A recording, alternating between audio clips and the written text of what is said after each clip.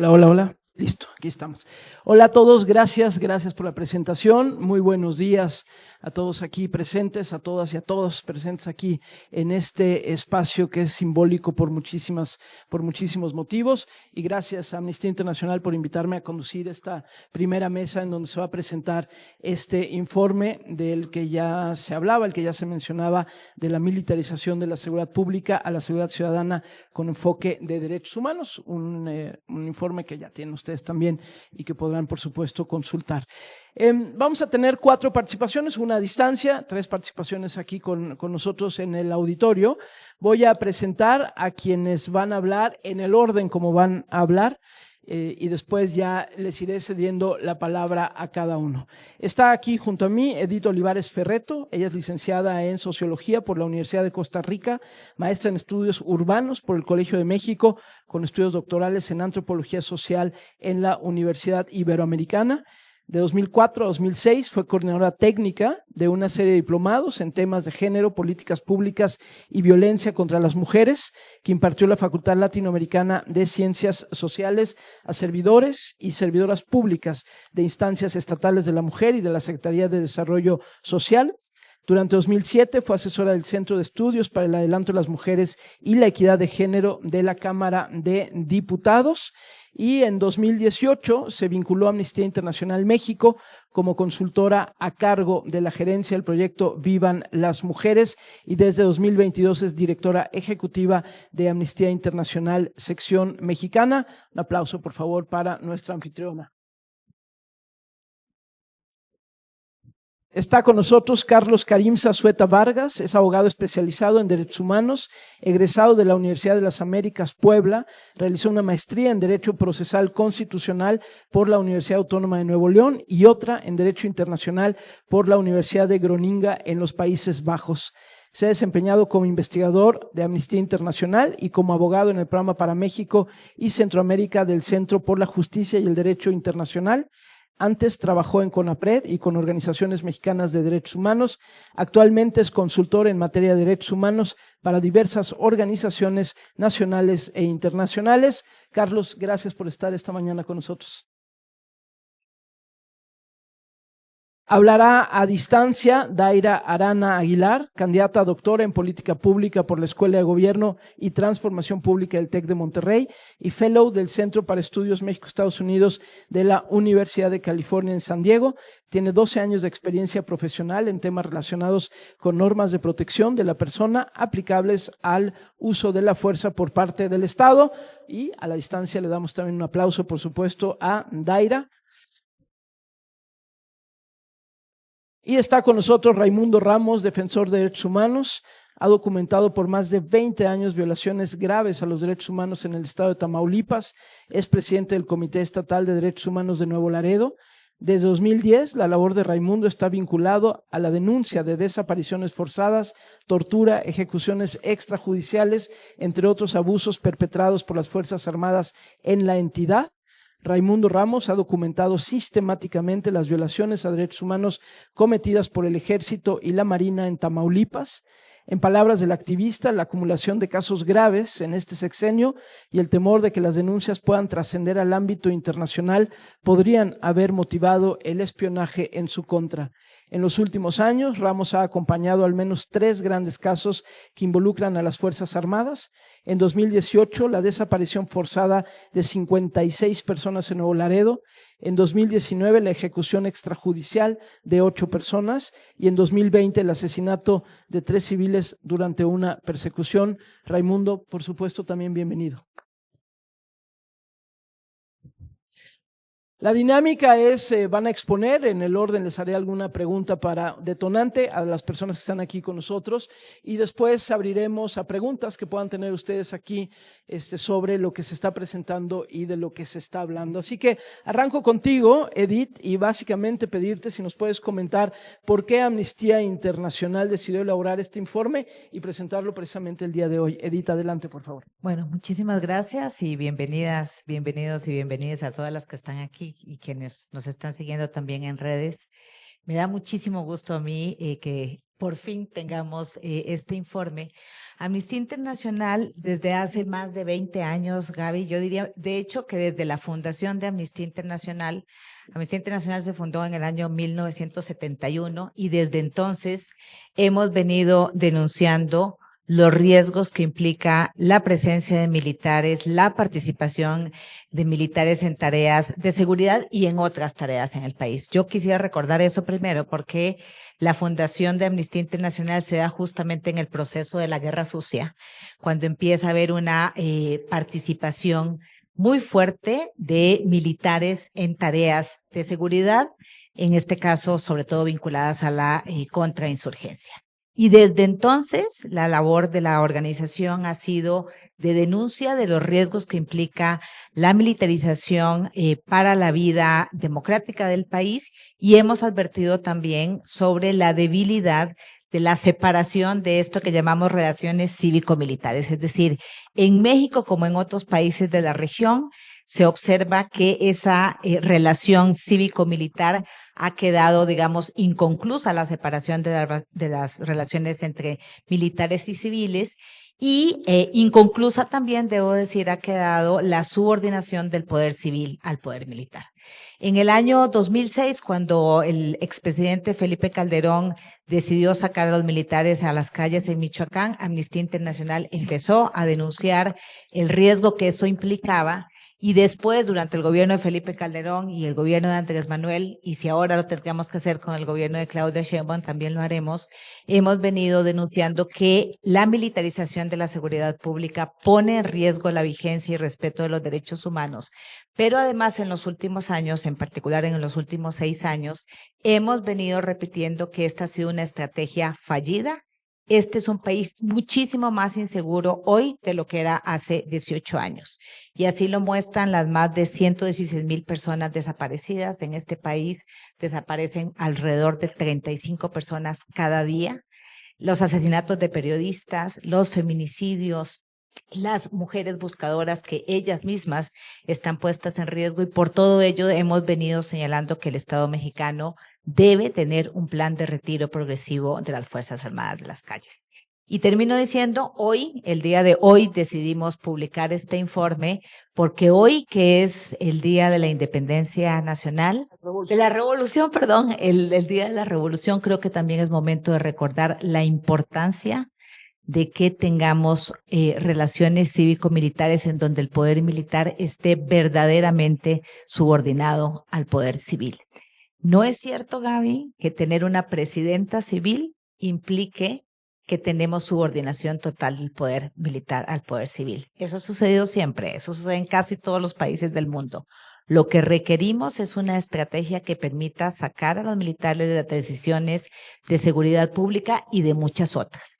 Y bueno, me da gusto también que los investigadores, la investigadora y el investigador que han estado documentando estos casos puedan hoy darnos cuenta de lo que refiere este informe y también agradecer muchísimo a Raimundo, que está en Tamaulipas, uno de los territorios más acechados por la violencia, tanto del crimen organizado como de la militares. Sí.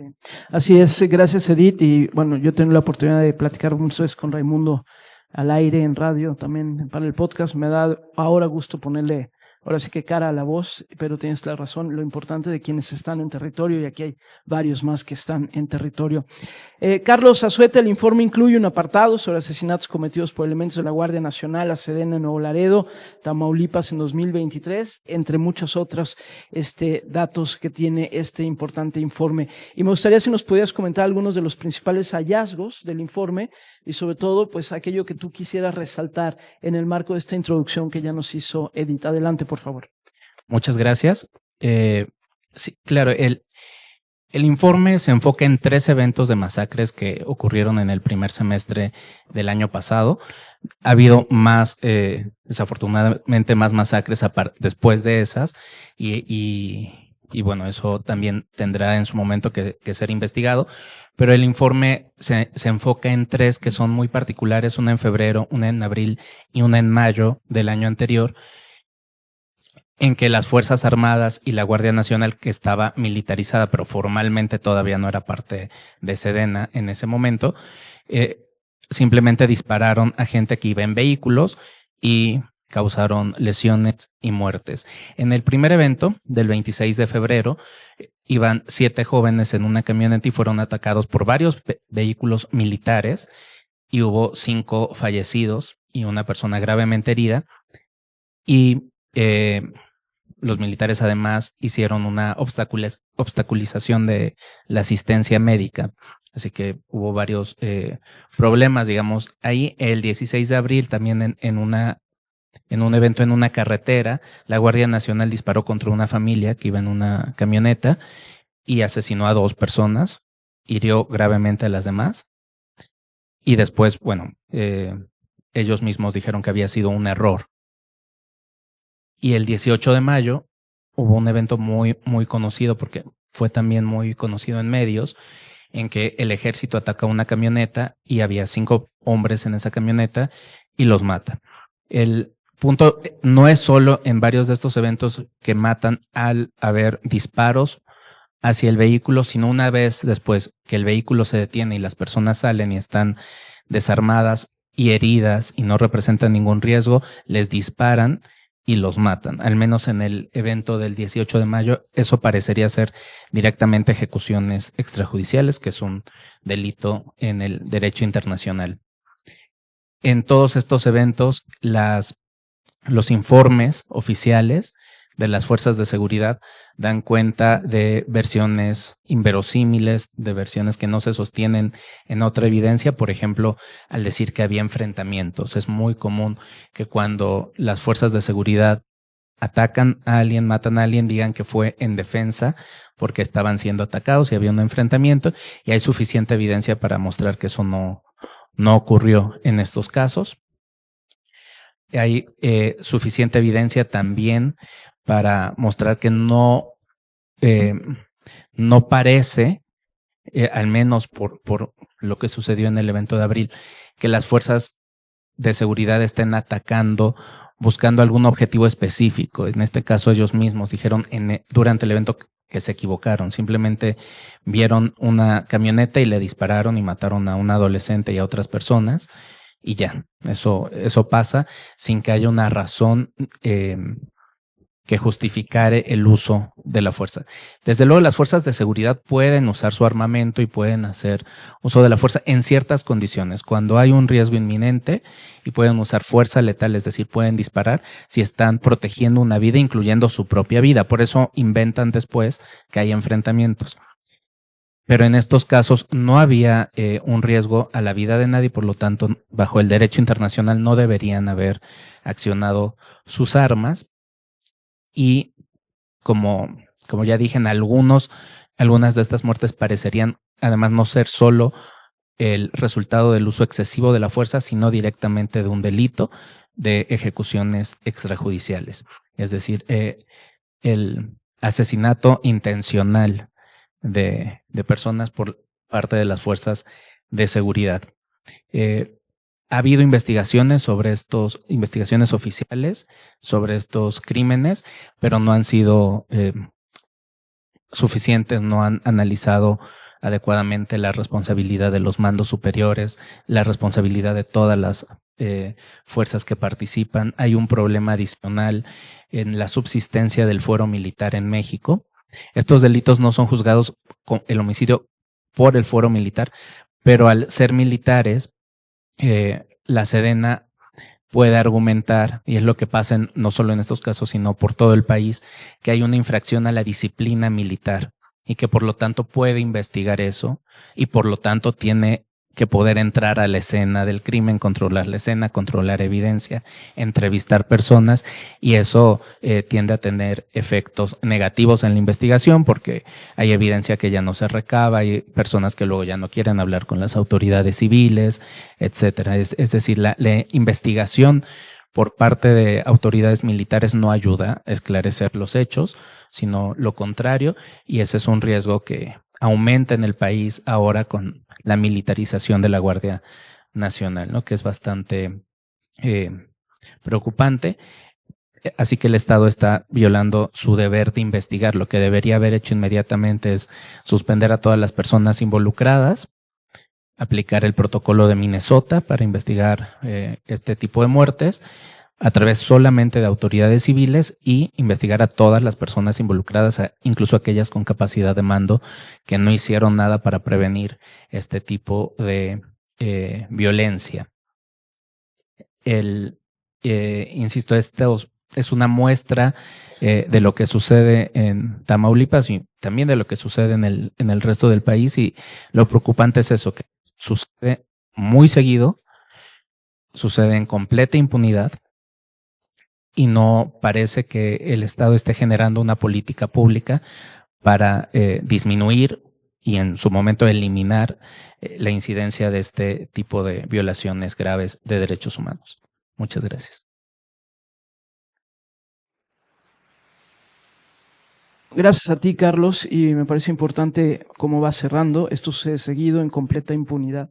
Y bueno, los casos que se apuntan de manera, digamos, como muy específica, y por eso será también importante insistir en la necesidad de este cambio de paradigma que ya decía Edith también al principio. Voy contigo, Raimundo, y lo sabemos, te hemos escuchado mucho en diferentes lugares como presidente del Comité de Derechos Humanos de Nuevo Laredo. Pues ahora sí que te ha tocado ver y te ha tocado ser testigo de violaciones a derechos humanos que han cometido las Fuerzas Armadas en Nuevo Laredo, allá en Tamaulipas. Y pues nos gustaría que nos comentaras un poco de tu experiencia, lo que has visto y también, por supuesto, lo que has hecho y pensado sobre esto. Adelante, Raimundo.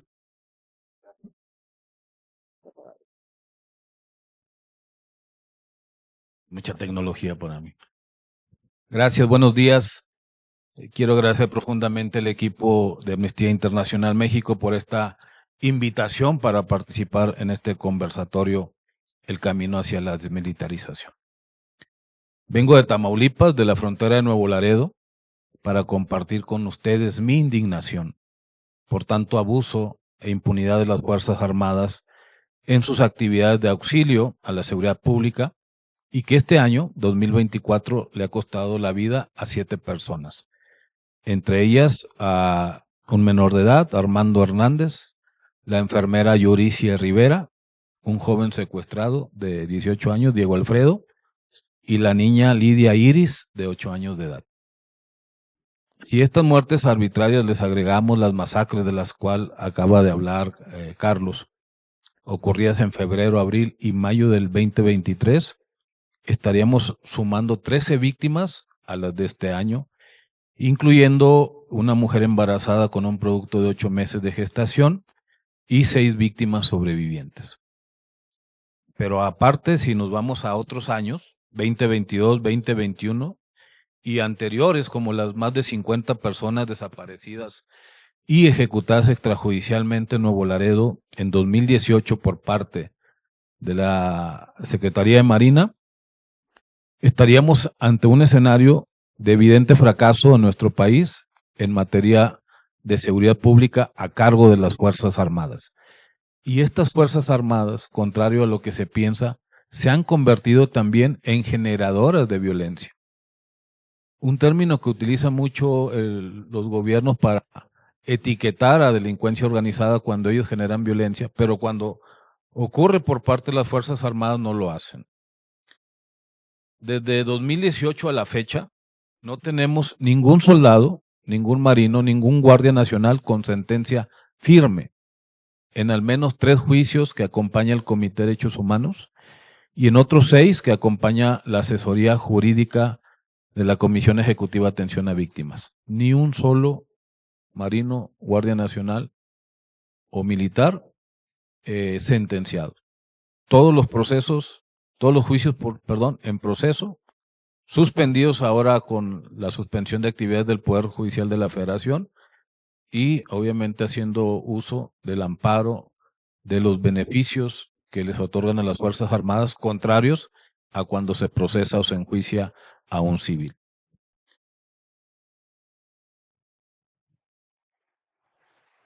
De Tamaulipas debo recordarles que fue de los primeros estados, juntos con Michoacán y con Chihuahua, en ser militarizados por los gobiernos en ese tiempo de Felipe Calderón y después con Peña Nieto, con Enrique Peña Nieto, y que a la fecha siguen teniendo una presencia importante en tareas de seguridad pública. esta violencia, esta impunidad generada desde las Fuerzas Armadas no es exclusiva de un partido. Lo hemos experimentado ahora con el movimiento de la 4T y parece que no respeta instituciones políticas, gobernantes y mucho menos a la sociedad. Esta mañana quiero compartirles una de tantas decisiones políticas que el gobierno del entonces Andrés Manuel López Obrador favoreció a las Fuerzas Armadas y, por el contrario, evidencia el abandono institucional hacia las víctimas en Nuevo Laredo, Tamaulipas. El 17 de diciembre del 2023, el entonces presidente Andrés Manuel inauguró un complejo militar para el 16º Regimiento de Caballería y la Agencia Nacional de Aduanas en una superficie de 40 hectáreas y con un costo superior a los 2.500 millones de pesos. Prácticamente una pequeña ciudad dentro de una ciudad. Adicionalmente, en el 2022 construyó otro complejo para la Guardia Nacional. Pero desde 2018, cuando menos, la población de Nuevo Laredo requiere de 300 camas para pacientes, de 5 quirófanos y de un servicio médico forense. La respuesta del gobierno Andrés Manuel es que no tienen recursos para población civil. No se ha construido un nuevo hospital desde hace 30 años. Y esto viene a colación porque en el sábado 17 de agosto de este año, un joven de 18 años, Armando Hernández, estaba barriendo fuera un cervicar cuando fue alcanzado por balas del ejército mexicano, que estaban en persecución de un grupo de civiles. Armando fue ingresado inicialmente al Hospital del Seguro Social, desde las 8 de la noche que fue la agresión hasta las 2 de la mañana. El personal médico que lo atendió justificó que no le podía atender porque su estatus, su carnet de derechohabiente no estaba vigente. En realidad, lo que no le quisieron decir es que en ese momento no había cirujanos ni quirófano disponible. Por lo tanto, fue sacado por sus familiares del Hospital del Seguro Social y llevado a un hospital particular. Armando falleció 72 horas después en ese hospital privado y la familia tiene una deuda hasta la fecha de 300,000 pesos. Otro caso muy actual ocurrió con la niña Lidia Iris el 12 de octubre pasado, hace un mes, cuando queda atrapada el carro donde iba con su abuelita, en otra persecución de militares y guardias nacionales. Lidia Iris recibió un disparo en la cabeza cuando su abuelita intentó protegerla, poniéndola debajo del tablero, y sin embargo ahí recibió una herida. Media hora después de la agresión, fue ingresada al Hospital General de Nuevo Laredo, todavía con signos de vida. Pero no había un médico cirujano especialista, ni había un quirófano disponible para poder atenderla. 8 minutos después, falleció por una herida en la cabeza. Es mucha indignación saber que para el Ejército Mexicano, la Marina, la Guardia Nacional, hay recursos ilimitados. Para la población civil, ¿no? Yo no sé si ese médico cirujano que no atendió a Armando o a la niña Lidia Iris pudieron salvarle la vida, pero cuando menos lo hubieran intentado. La ausencia de personal médico, la necesidad de equipo especializado, ¿verdad?, pudieran salvar vidas, pero no se pudo en esta ocasión. Hay 4 guardias nacionales ya plenamente identificados por la muerte de la niña Lidia Iris, con pruebas de revisonato, con pruebas de las armas, con pruebas de las trayectorias, de la ubicación, y a pesar del compromiso de la actual presidenta de la República de hacer una investigación y de sancionar a los responsables, un mes después, esos guardias nacionales siguen en las calles de Nuevo Laredo. Concluyo. Es la militarización de las Fuerzas Armadas, un tema de seguridad pública, o es una fachada perfecta para el enriquecimiento inmesurable de sus generales, de sus almirantes, a partir de convertirse en los verdaderos administradores de la violencia que existe en la mayor parte del territorio nacional. Las muertes arbitrarias de Iris, de Armando, de Heidi y otras víctimas no merecen una condena por parte de nuestra sociedad, o estamos cambiando la indignación por programas sociales y con ello vendiendo nuestro silencio. Y finalmente hago un llamado a la juventud de este país para alertarlos del México que les espera si seguimos aceptando que las Fuerzas Armadas estén apoderándose de la vida pública del país. O es el momento también para que ustedes jóvenes tengan éxito donde nosotros no hemos podido. Muchas gracias.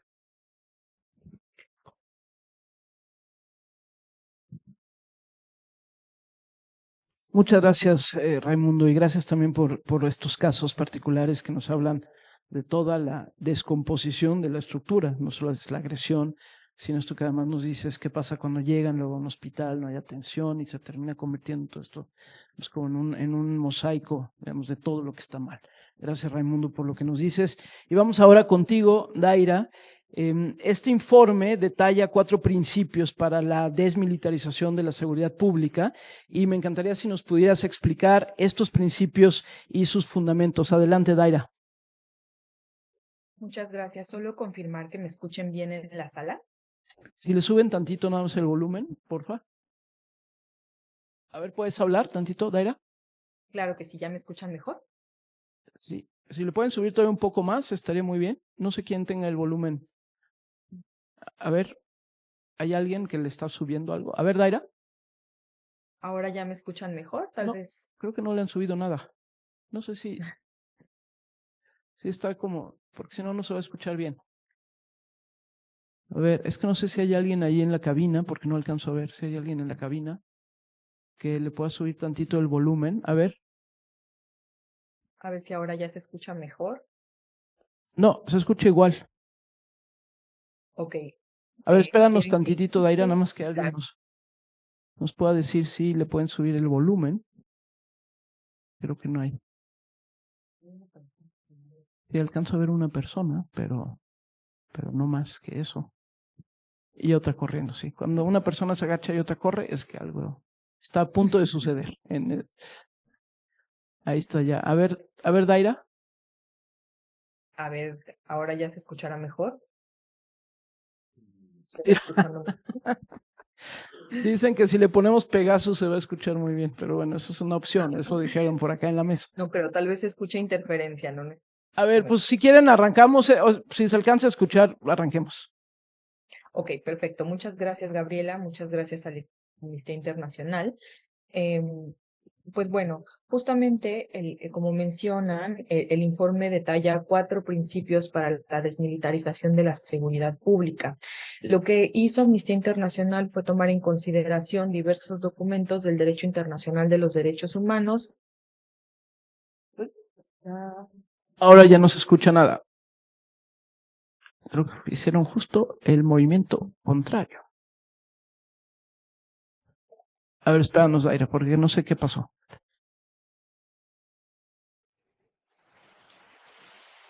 A ver, ¿nos dan alguna señal de vida por allá arriba? A ver, Daira, di algo. Ahora escucharán, ahora sí. Pues regresamos al mismo volumen que estábamos. Sí, a ver, sigue adelante. Ok, gracias, Gabriela. Les decía que se tomaron en consideración diversos documentos del derecho internacional de los derechos humanos y insumos obtenidos por las organizaciones de sociedad civil en México. Específicamente sobre estos estándares internacionales de los documentos de derechos humanos, pues quisiera rescatar lo que la Corte Interamericana de Derechos Humanos estableció en el caso Alvarado Espinosa contra México sobre la participación de las Fuerzas Armadas en su sentencia de 2018. La Corte dijo que cuando excepcionalmente las Fuerzas Armadas intervengan en tareas de seguridad, su participación debe de tener ciertos requisitos. El primero es que sea extraordinario. Esto tiene que ver con que toda intervención se encuentre justificada y resulte excepcional, temporal y restringida a lo estrictamente necesario en las circunstancias de cada caso. tiene que estar subordinada y ser complementaria a las labores de las corporaciones civiles, sin que las labores de las Fuerzas Armadas puedan extenderse a las facultades propias de las instituciones de procuración de justicia o policía judicial o ministerial.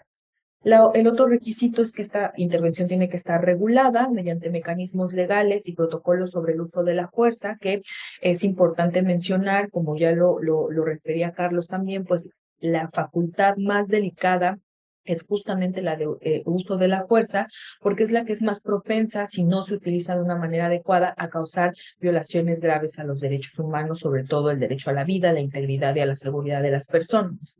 Esta regulación tiene que dimensionarse desde una cuestión de excepcionalidad, proporcionalidad, absoluta necesidad y de acuerdo con una capacitación adecuada en el uso de la fuerza. Y por último, la participación de las Fuerzas Armadas debe estar fiscalizada por órganos civiles competentes, independientes y técnicamente capaces. Es decir, no se le niega la potestad a cualquier Estado, al Estado mexicano en este caso, de utilizar a las Fuerzas Armadas cuando así lo considere. Sin embargo, se limita a que su intervención sea acotada a estas dimensiones, dado que ha sido asociada históricamente, como ya se ha referido, con comisión de violaciones graves a derechos humanos. Atendiendo a esto entonces, y a otros estándares internacionales que ustedes van a poder encontrar referidos en el informe, e insisto, al trabajo que organizaciones de la sociedad civil en México dedicadas a buscar alternativas a las políticas de seguridad que no han reducido la criminalidad y la violencia en México, pues se propusieron estos 4 principios. El primero es que se diseñen estrategias de seguridad que estén enfocadas en la protección y respeto de los derechos humanos. Esto pudiera parecer algo no nuevo y bastante repetitivo, y ciertamente es así. Sin embargo, esto radica en que no se han tomado las medidas oportunas para que esto suceda. Específicamente, desde Amnistía Internacional se considera que con una estrategia diferenciada de seguridad se puede lograr garantizar el derecho de todas las personas a vivir sin violencia, ya sea violencia estatal o criminal, y el derecho a la integridad personal al reducir la probabilidad de que los agentes de seguridad del Estado cometan actos de tortura o tratos crueles, inhumanos o degradantes al buscar dar resultados en una estrategia que no es significativa para los problemas cotidianos de las comunidades. Esto se puede lograr totalmente sin sacrificar el respeto a los derechos humanos que ya están reconocidos tanto en la Constitución como en instrumentos internacionales y que deben ser atendidos por las autoridades en todos los órdenes de gobierno. Es decir, hablamos de una estrategia diferenciada cuando hablamos de que municipios, estados y federación deben de atender los problemas que le competen a cada una. El segundo principio es encaminar una reforma policial que esté comprometida con las funciones de cumplimiento de la ley y con las labores de seguridad, y que ésta sea llevada a cabo con un enfoque de respeto y protección al derecho a la vida, a la integridad personal, a la libertad y a la seguridad personales. Nuevamente, algo que ya las organizaciones de sociedad civil en México venían mencionando desde hace por lo menos 30 años. Una reforma policial es uno de los principales elementos para transitar de un paradigma de seguridad pública, que es en el cual vive México actualmente, a un paradigma de seguridad ciudadana que esté basado en el respeto y la protección de los derechos humanos. Esto requiere modificar la doctrina, la educación, el entrenamiento policial, el equipamiento policial y el sistema de sanciones para contar con instituciones de seguridad que puedan garantizar pues todos los derechos de todas las personas en todo momento. Una reforma policial pues debe siempre apuntar a transformar los valores, la cultura, las políticas y las prácticas de las organizaciones policiales para que la policía siempre pueda desempeñarse respetando los derechos humanos y el Estado de Derecho, que es un requisito indispensable para garantizar la eficiencia en materia de seguridad de estas corporaciones. De este principio de reforma policial rescataría la propuesta de reformar y reestructurar el programa rector de profesionalización como un primer paso, es decir, documento que sustenta la forma y los contenidos mediante los cuales se van a profesionalizar las policías, incluida la Guardia Nacional, en materia de seguridad, ¿no? Esto debe de ser reformado para apuntar a este esquema de seguridad ciudadana. El tercer principio tiene que ver con modificar de forma inmediata el funcionamiento de la Guardia Nacional para asegurar el pleno respeto de los derechos humanos en todas sus operaciones. Esto significa que se deben de reducir en la Guardia Nacional todos aquellos aspectos relacionados con una actuación militarizada, ¿no? Esto involucra, al igual que en la propuesta de reforma policial, un proceso de cambio de doctrina, entrenamiento, capacitación y equipamiento. Este aspecto es sumamente relevante ante la agenda de seguridad ciudadana y de derechos humanos, pues representaría una medida trascendental para prevenir la vulneración de derechos vinculados al ejercicio de seguridad, en este caso pública, y transitar hacia una dimensión de seguridad ciudadana, ¿no? Además, mientras se concluye la reforma al sistema de seguridad pública, pues la Guardia Nacional, como institución de fuerza pública del ámbito federal, deberá limitar sus competencias únicamente a aquellas relacionadas con los delitos del ámbito federal, y sus actividades no deberían trastocar las funciones de las policías estatales y municipales. Y el cuarto principio tiene que ver con encaminar una reforma militar para delimitar las funciones de las Fuerzas Armadas bajo un marco normativo que respete y garantice los derechos humanos.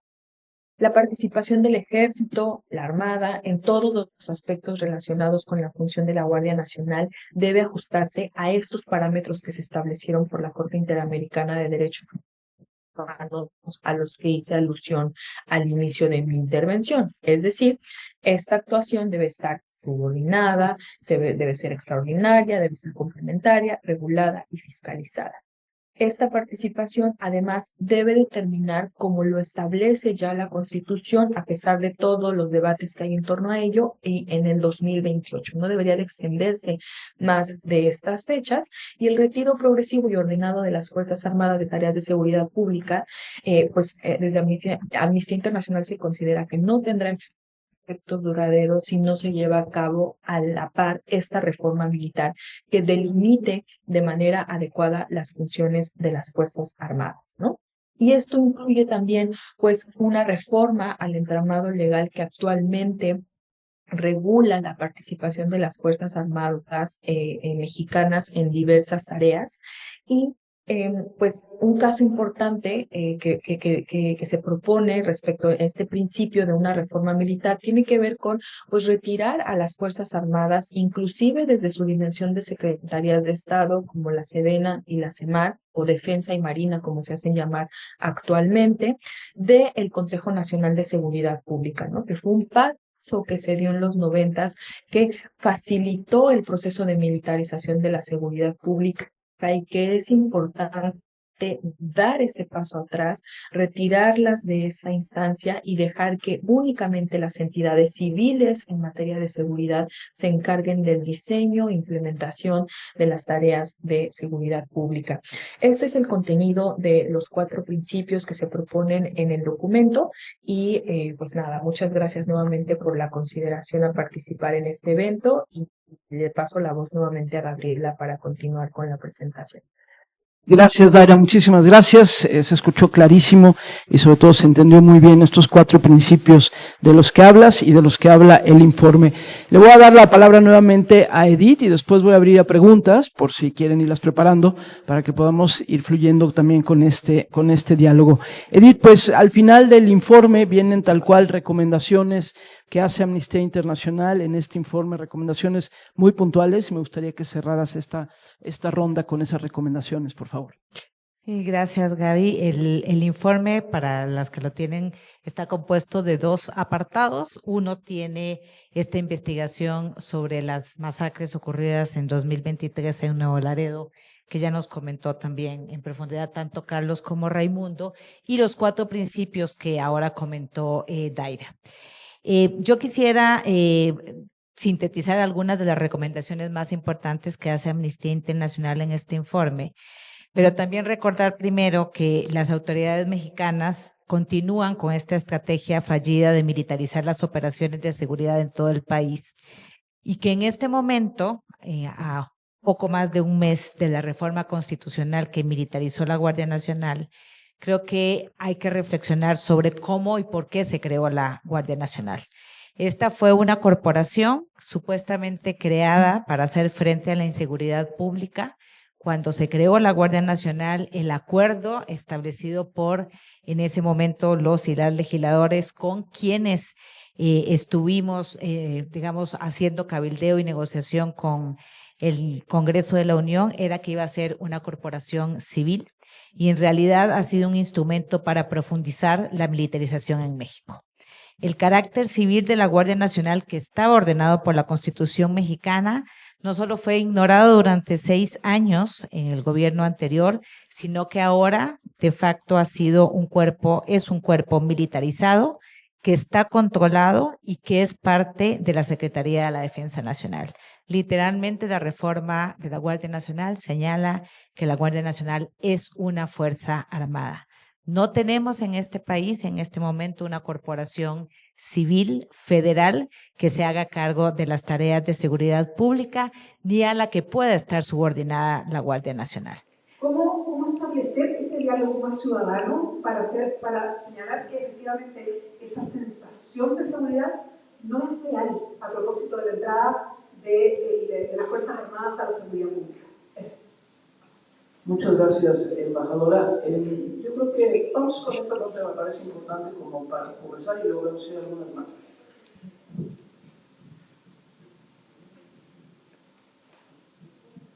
Bueno, gracias, embajadora, por su pregunta. Yo quiero mencionarle algo que lo estamos viviendo en Tamaulipas, en Nuevo Laredo, que nos separa como sociedad civil de la autoridad, es la toma de decisiones. En Tamaulipas, las mesas de seguridad se realizan en los cuarteles, no en las oficinas de gobierno, no en las fiscalías. Por lo tanto, la población civil no tiene acceso a las decisiones. Y ellos justifican que es la secrecía de sus operativos, de sus investigaciones, la que no permite compartirles a la sociedad civil. Pero en realidad es una marginación de la toma de decisiones. Y la población de Nuevo Laredo, por eso hablaba yo de mi indignación al inicio de mi presentación, porque han ocurrido muchas muertes violentas, arbitrarias, atribuidas a las Fuerzas Armadas, y la población no responde, no reacciona. Se manifiestan cuando el hartazgo es muy fuerte. En el caso de la niña Lidia Iris, la semana pasada hubo una manifestación de familiares que cerró el Puente Internacional de Comercio durante 8 horas y no llegó ninguna autoridad, ni federal, ni estatal, ni municipal. Y en el 2022, cuando murió la niña Heidi Mariana Pérez Rodríguez, de 4 años, también sus familiares fueron a cerrar el cuartel militar, el 16º regimiento, pero no hubo respuesta de la población. Porque en Tamaulipas, frente al escenario del crimen organizado que domina el territorio, la colonia, la ciudad, la población queda en medio. Y entonces, manifestarse en contra de las Fuerzas Armadas significa etiquetarlas como parte del crimen organizado por parte de la autoridad. Y la población, manifestarse en contra del crimen organizado significa el abandono de la institución de la autoridad. No me va a proporcionar seguridad si yo me llego a manifestar en contra del crimen organizado. ¿Qué es lo más cómodo? Guardar silencio y quedarnos en nuestras casas. Entonces son muchas variantes las que implican por qué la sociedad no responde, no reacciona. ¿Y por qué nosotros, como defensores de derechos humanos, a pesar de la denuncia pública de casos de violaciones graves, nuestra sociedad no reacciona? Y al final de mi exposición hablaba yo también de hacer un llamado a los jóvenes. Tal vez no nos estamos comunicando correctamente para decirles cuál es la gravedad de que las Fuerzas Armadas estén haciendo tareas de auxilio de la seguridad pública sin rendición de cuentas, sin actos de justicia y evidentemente sin importarle lo que nosotros opinemos, porque ellos siguen con su plan de actuar de manera arbitraria, haciendo uso excesivo de la fuerza y, repito, con total impunidad. No hay un solo marino, soldado o guardia nacional con sentencias firmes hoy en día de 2018 a 2024.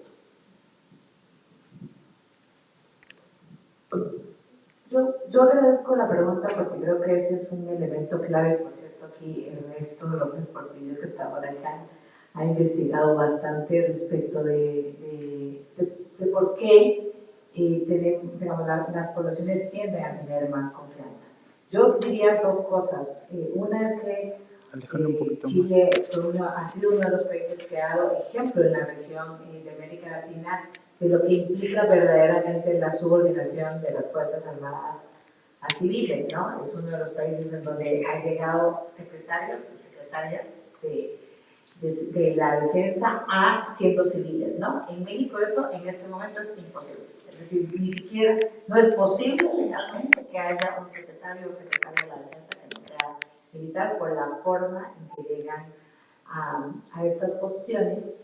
Y creo que al inicio señalaba yo, esto es parte de esa débil separación del poder cívico-militar que se ha dado en la región de las Américas. Yo iría también como para que reflexionemos sobre cómo es que las Fuerzas Armadas llegan a tener tanta popularidad. Y creo que hay muchas señales de cómo la llegan a tener. Al principio yo decía que Amnistía Internacional se había fundado justo en el periodo de la Guerra Sucia. Y si vemos a partir de entonces, las Fuerzas Armadas en México empiezan a involucrarse en tareas que son muy populares, las tareas de protección civil, ¿no? ¿Quién no va a querer ser salvado en una inundación, en un terremoto, etcétera? Y en los últimos años hemos visto también cómo ya no solamente las Fuerzas Armadas están a cargo de tareas de seguridad pública, sino de muchas otras tareas, en donde tenemos un contacto constante con elementos militares. En este momento, los puertos, los aeropuertos, las aduanas, el Tren Maya, bueno, incluso la vacunación en México estuvo a cargo de la Guardia Nacional, y eso va construyendo una relación de confianza, ¿no?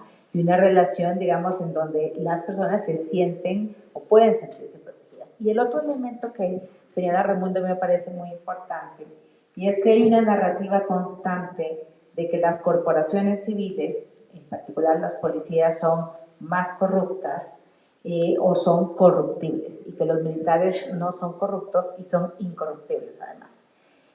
Yo no tengo ninguna información si los militares son corruptibles o no, y justamente ahí es donde está el problema. El problema es que no tenemos información porque la opacidad es característica de las Fuerzas Armadas. Y por supuesto que tenemos información de las personas civiles, policías o no, que cometen actos de corrupción o cometen algún otro tipo de delito, porque hay transparencia y hay rendición de cuentas. Y ese es un elemento fundamental a través de los cuales los gobiernos civiles también están protegiendo a las Fuerzas Armadas de este escrutinio público. Y creo que ese es un elemento también por el que es importante trabajar y exigir para desaparecer el fuero militar digamos, en toda su extensión, pero también para que podamos tener mayores controles civiles sobre las corporaciones militares. Yo voy a aprovechar para agregar también algo desde la experiencia que tengo yo de hacer medios y periodismo todos los días. Yo tengo un programa de radio matutino de varias horas. Y la verdad es que fracasamos completamente en explicar qué era la militarización. Y esa es una autocrítica que tenemos que hacer quienes nos dedicamos también a la parte de comunicación. Y muchos de los especialistas que hablan de pronto, pareciera que nos estamos hablando popularmente sin entender, digamos, como la preocupación más cotidiana de la gente. Y cada vez que yo hablo el tema, y que muchos de los que están aquí han participado en un programa de radio en varias ocasiones, la respuesta de la gente es inmediata. La respuesta de la gente inmediata es: tú no estás donde yo me encuentro, tú no estás en el territorio, ya quiero que vengas a vivir lo que yo estoy viviendo. Es inmediato. Pues creo que incluso cuando nos metimos con la palabra militarización, hicimos una muy mala pedagogía pública, hay que decirlo, y eso también creo que para lo que viene es un rubro que es fundamental que lo tengamos ahí. Yo lo reconozco abiertamente y de verdad hemos intentado ahora darle un poco un giro a la narrativa para hablar para humanizar estas narrativas. Por eso gente como Raimundo y demás son muy importantes cuando pueden entrar con nosotros al aire, porque cuando ya oyes la historia de la niña, cuando oyes eso, ya se te acerca mucho más. Si no, sigue quedando un poco en están matando a los malos y bueno, pues pobrecitos los que se cruzaban por ahí, pero en realidad están matando a los malos. Hemos sido realmente deficientes en esta pedagogía pública. Creo que hay un tramo que recorrer ahora y que lo haremos, pero que ya no nos contribuye en eso. cada vez que yo al aire hablo de este tema, las reacciones son inmediatas. Bueno, nos quedan todavía, no sé si hay alguna pregunta más por ahí. Nos quedaría para una más, si la tienen, ¿no? Sí, ahí hay una, muy bien.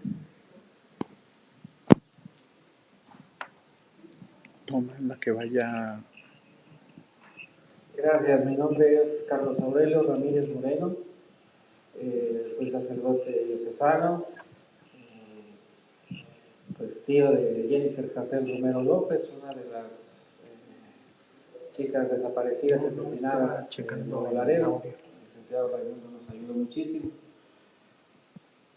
El general Guajardo es uno de los que estuvo en las charlas en Tijuana, que a mí me tocó escucharlo, junto con el gobernador Castro, Víctor Castro, buen amigo.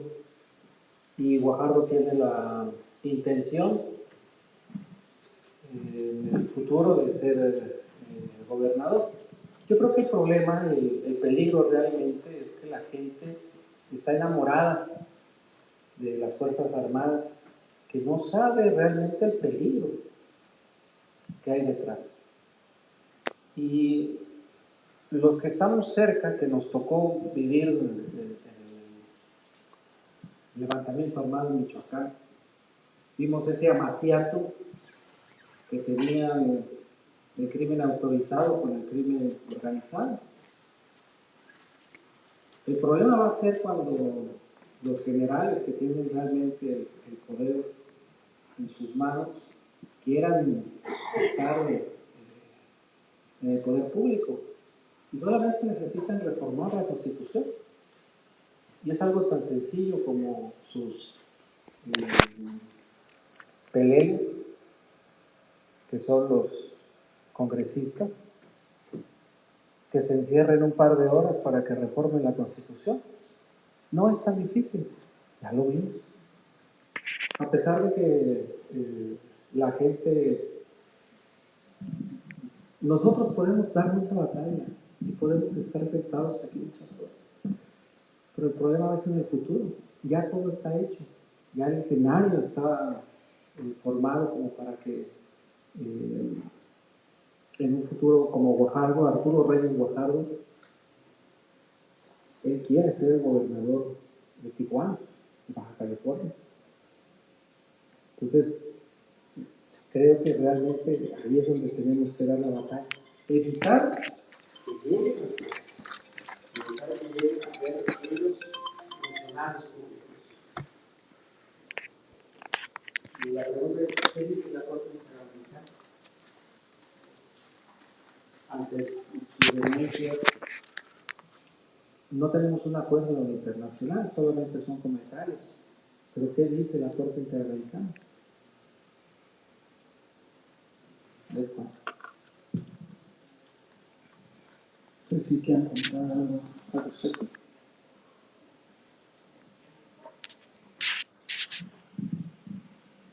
Gracias. Sí, en efecto es un riesgo constante, ¿no? La participación de militares se extiende más y más en diversas áreas y cada sexenio lo vemos como una participación en áreas de salud, en áreas, o sea, no solo es en seguridad. Como ya se había mencionado y como también usted menciona, hay una popularidad importante de Fuerzas Armadas en todo el país y se tiene que seguir haciendo un esfuerzo de educación en derechos humanos y de campañas en derechos humanos para transmitir de varias formas estas ideas y lo que está pasando en la realidad, porque la información, digamos, está, los organismos internacionales, las organizaciones civiles, la academia ha documentado atrocidades por muchísimos años, por décadas, pero todavía falta lograr transmitir esa información masivamente, digamos. O sea, es como un poco una información de nicho, hay ciertas personas que les interesa, uno termina viendo más o menos las mismas caras en cada foro, y no logramos dar ese paso para socializarla masivamente. Creo que es ahí en donde hay que apostar. Creo que es importante justo que organizaciones como Amnistía, que son organizaciones de movimiento y de campañas, se estén sumando tan activamente para lograr diseminar la idea mejor. Sobre estándares internacionales, no hay estándares precisos sobre la participación de Fuerzas Armadas en el poder, digamos. Eso no hay un estándar. Entonces, más bien hay que construir localmente qué es lo que queremos, que pase o no pase en nuestro país, porque no hay una prohibición ni nada así en derecho internacional sobre quién puede o no ostentar altos cargos, sobre todo cargos electos. Eso no existe. Sí hay estándares internacionales sobre uso de la fuerza, sobre participación de militares en seguridad pública, eso existe, pero en la parte de representación, por ejemplo, quién puede ser gobernador o presidente, eso no se mete el derecho internacional porque la variedad de sistemas políticos en el mundo es demasiada y no es un tema que esté resuelto. Así que creo que nos toca trabajar esto un poco desde abajo, ¿no? O sea, no traer los estándares internacionales y aplicarlos, sino trabajar desde la sociedad para ver qué soluciones locales podemos crear. Gracias. Daira, no sé si quieras aportar algo. Pues gracias. Justo en el mismo sentido que mencionaba Carlos, creo que la expectativa sobre que desde lo internacional podamos obtener las respuestas que necesitamos para limitar la participación de las Fuerzas Armadas, sobre todo en tareas que son sensibles y que limitan el ejercicio de los derechos de las personas, va a ser muy difícil que la encontremos ahí, ¿no? Las respuestas las tenemos que generar desde nuestros contextos y desde nuestras aproximaciones. Y terminaría mi complemento a la respuesta de Carlos y a la pregunta que se ha hecho, también invitando a la reflexión sobre cómo estamos socializados en este país en términos de las Fuerzas Armadas. Justo hoy se está llevando a cabo, disculpen si no tengo la noción del tiempo adecuada, estoy en otro lugar, este desfile del 20 de noviembre que conmemora el inicio de la Revolución Mexicana, que además es un desfile militar. Nuestra festejo de independencia nacional es un desfile militar y de ahí un montón de cosas mediante las cuales socializamos activamente muchas dimensiones de lo militar y en donde normalizamos esa presencia, pero digamos, no toda la presencia es mala, pero llegamos a normalizar hasta aquella presencia que es lastimosa para el ejercicio de derechos, ¿no? Cómo ha afectado a las infancias en Tamaulipas, en muchos otros contextos, esa participación bélica y violenta de las fuerzas del Estado debería de ser siempre un foco rojo para la sociedad, pero eso no lo vamos a encontrar desde afuera en un estándar internacional. Lo tenemos que construir y tenemos que empezar, y creo que ahí retomo lo que mencionabas tú, Gabriela, en repensar cómo entendemos estos fenómenos, qué soluciones proponemos y salir de la caja. Hay muchas cosas que ya se han dicho y que es importante que se hagan, pero hay otras cosas que nadie ha dicho y que sería importante implementar, y no porque no estén en un estándar internacional, ya sea de derecho o de alguna otra organización, significa que no serían óptimos para nosotros, ¿no? Un ejemplo, repensar el lenguaje en el que dialogamos, ¿no? Estamos en contra de la militarización, pero seguimos hablando muchas veces de combatir los feminicidios, de combatir el crimen, de combatir la violencia. Nos insertamos en ese lenguaje bélico que decimos estamos en contra, ¿no? Entonces tenemos que hacer bastantes ejercicios individuales y sociales para poder reducir esta presencia bélica que es la que lastima a la sociedad actualmente y que lleva haciéndolo desde decenas de años atrás. Muchas gracias. Gracias a ti, Daira. Y yo sí soy de la edad en la que recuerdo que el desfile del 20 de noviembre era deportivo. Eran deportistas los que desfilaban el 20 de noviembre, que era un poco raro también ver deportistas desfilando el 20 de noviembre, pero el día de la Revolución era un desfile de deportistas. Y hoy estamos aquí a unas cuadras en donde el desfile es militar, el 20 de noviembre. Y me quedo con lo que decía el padre, creo que la parte emocional es fundamental. Dices, están enamorados, y sí estamos hablando de emociones, y si seguimos desde solo la razón, nunca vamos a tocar ese mar de emociones desde donde se toman muchas de las decisiones, pues incluso decisiones mucho más populares, ¿no? Yo creo que también tenemos que voltear a ver un discurso mucho más emocional que solamente racional.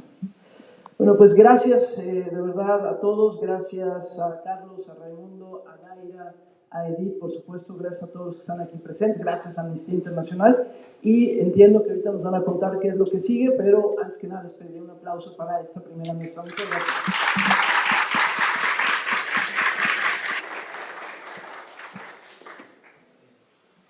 Muchas gracias a todo el público, a nuestras personas ponentes y también a Gabriela. Les invitamos también a firmar la petición y a seguir a unirse a nuestra campaña Seguridad Sí. Dicho eso, también les invitamos a participar ahora en la acción simbólica en la Plaza de las Tres Culturas. Estaremos tomando fotos a través de un dron y también estaremos haciendo consignas. Si desean participar, les pedimos de favor que sigan el equipo de Amnistía Internacional que se encuentra en la entrada de este foro. Muchas gracias y nos vemos en unos minutos más también para la mesa 2.